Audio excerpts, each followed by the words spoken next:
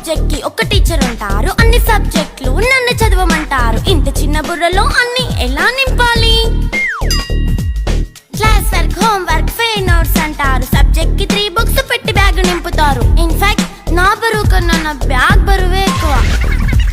క్వశ్చన్లు, ఆన్సర్లు, సర్ప్రైజ్ టెస్టులు అన్ని దాటుకొని మళ్ళీ స్కూల్ వ్యాన్ ఎక్కేసి అమ్మయ్య ఇక ఇంటికి వచ్చేసామనుకుంటే మార్క్స్ తక్కువ వస్తే చెయ్యాలి అసైన్మెంట్. రిపోర్ట్ కార్డ్ చూపిస్తే ఇంట్లో ఉన్న పనిష్మెంట్. హోమ్ వర్క్ చేయమంటూ మమ్మీ చంపుతుంటుంది. ట్యూషన్ టైం అయిందని డాడీ తరుముతుంటాడు. డాన్స్ క్లాస్ కి వెళ్ళమని తాతయ్య తిడతాడు. స్నాక్స్ తిని వెళ్ళమని నాన్నమ్మ ఆపుతుంది. ఇక అన్నీ అయిపోయాక కాసేపు టీవీ చూద్దామంటే మమ్మీ ఎంట్రీ ఇచ్చింది. బెడ్ ఎక్కమంది. చిన్న నాప్ తీసేలోపు తెల్లారిపోయింది.